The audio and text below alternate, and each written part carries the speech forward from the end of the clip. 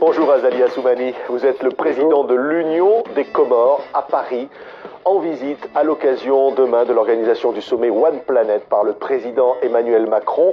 On peut dire que les îles comoriennes, dont vous êtes le président, sont particulièrement menacées par ce réchauffement climatique. Mais d'abord, permettez-moi de vous remercier de m'avoir invité, mais aussi féliciter le président Macron pour avoir pris cette initiative. C'est le deuxième anniversaire de la COP 21 qui a eu à Paris. Donc, il nous a invités aujourd'hui, demain, pour effectivement l'application, voir comment appliquer les résolutions de la COP 21. Donc, je pense que c'est une très belle initiative et qu'on doit l'en féliciter. Et nous, on fera tout ce qui est de notre pour que ça soit une réussite.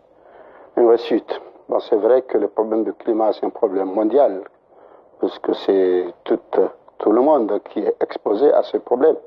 Mais la vérité, c'est que les pays qu'on appelait hier sous-développés, qui s'appellent en développement, ils sont double victimes, puisque ce sont les grands qui polluent l'environnement, et nous, on subit les conséquences. Mais aussi, l'aspect des insularités, c'est encore très grave. Surtout un pays comme les Comores, un petit pays insulaire, 4 îles insulaires, effectivement, on vit des choses très difficiles par rapport à l'environnement et que nous, on doit être présents dans ces assises. Vous allez dire quoi à l'occasion de ce sommet au nom des Comores? Vous allez lancer une alerte, Monsieur le Président? Non seulement une alerte, mais on peut se permettre à Moroni, aux Comores, de réclamer le leadership de la défense du climat dans notre pays. Puisque nous, c'est vrai, on vit ce problème, mais on a un climat qui est à préserver. On a une biodiversité très importante à préserver. Nous avons beaucoup plus de potentialité en matière agricole, en matière de pêche, en matière touristique. Donc on doit préserver. Donc c'est pourquoi, dans l'océan Indien, dans le pays insulaire, nous, on veut être au premier chef de ce problème. C'est pourquoi on est présent partout pour ça, pour ce problème, puisque aux Comores, c'est vrai, on est exposé par la montée des eaux. On est exposé par la diminution de la pluie. On était à une pluviométrie de 6 mètres à 4 mètres par an. Elle est descendue maintenant par le fait qu'on casse la forêt. Donc tout ça, ce sont des éléments qui doivent nous alerter pour qu'on puisse prendre les bonnes mesures, intéresser le monde à nous aider à préserver ces acquis que nous avons, qui peuvent être aussi un résultat pour tout le monde. Parce que demain, les touristes et vous-même, qui voudraient venir aux Comores, que vous soyez convaincus de venir dans un pays où effectivement il y a un bel environnement. Oui. Vous pouvez passer vos fêtes, vous faire vos affaires sans aucun problème. Ça veut dire aussi le développement économique.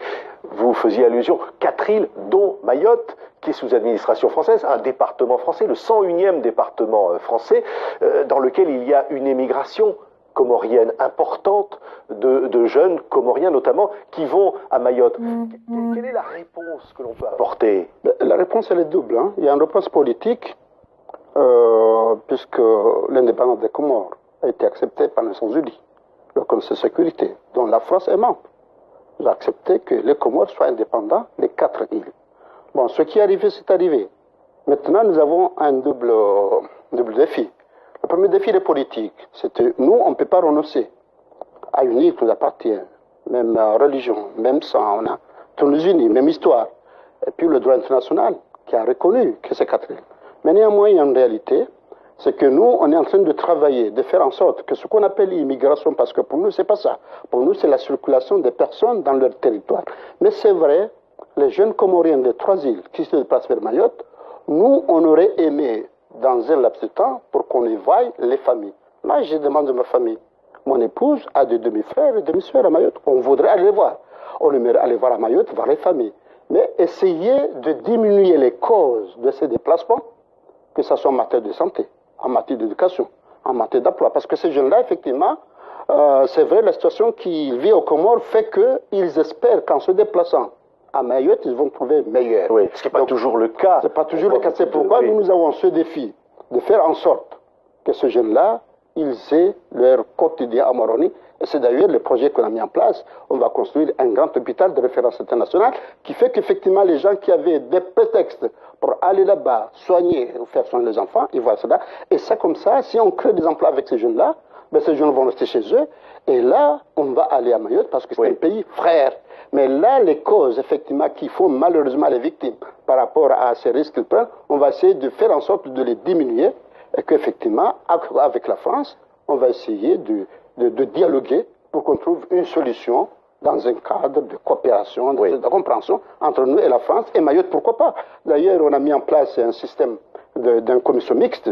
Et là, dans cette commission-là, on accepte que des responsables maorais font partie pour qu'on puisse ensemble voir ce qu'on appelle l'archipel des Comores, comment on peut unir maintenant tout ce qui peut nous unir pour qu'on y aille en attendant qu'on espère que la France prenne conscience que leur intérêt, c'est d'avoir une coopération avec 4 îles d'une façon calme et d'une façon qui respecte les intérêts des uns et des autres. Ça veut dire aussi qu'il faut peut-être un changement de loi électorale, par exemple aux Comores. On parle d'assises nationales au mois de janvier. La société civile doit s'emparer de ce débat. Finalement, qu'est-ce qu'il faut changer? Par exemple, la présidence tournante, ça doit cesser? D'abord, les assises nationales, c'est une très belle opportunité pour notre pays. Et je dois dire que c'est une idée de la société civile qui a commencé depuis 2014. En ce temps-là, moi, j'étais au chômage. Je viens d'arriver au travail en 2016. Donc, c'est depuis 2014 qu'ils ont réclamé les assises nationales pour faire le bilan des 42 ans d'indépendance. C'est-à-dire, voir ce qui a marché, conserver, ce qui n'a pas marché, ben, s'en éloigner. Par exemple, la présidence tournante, donc, il faut s'en éloigner? Moi, je suis venu en 2016, lorsqu'ils ont venu me voir, j'ai dit oui, c'est l'occasion. C'est une très belle occasion. Pourquoi? Parce que des assises, de dialogue, on en a fait. Mais c'est toujours à cause d'un problème. Donc il y a eu toujours un problème qui fait qu'on fait des assises. Mais pendant cela, une épée de Damoclès est sur la tête et vous n'avez pas le temps de réfléchir. Mais maintenant qu'on a d'une façon calme, d'une détente et un apaisement, c'est vraiment le bon moment. D'ailleurs, je salue la société civile le mois de 11 août qui ont eu cette idée.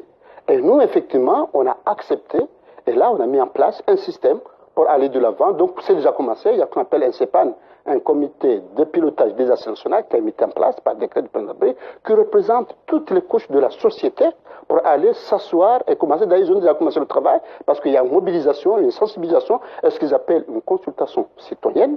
Et à partir de là, on va mettre en place des commissions avec des thématiques pour étudier les problèmes. Par exemple, proposer, je reviens là-dessus, sur la présidence tournante, qui est aussi une particularité depuis le référendum de 2002. C'est un aspect politique, mais les assises, nous sommes tous d'accord qu'il y a un aspect socio-économique très important et un aspect préservation de l'environnement, comme on vient de dire. Donc les assises, tout le monde voit l'aspect politique, c'est un aspect, mais ce n'est pas l'essentiel. Les assises, c'est voir le demain des Comores. Et le demain des Comores, ce n'est pas tout le monde ou pas. Le demain des Comores, c'est le développement socio-économique. Comment s'occuper d'une jeunesse? Nous avons une jeunesse de 65% de moins de 33 ans.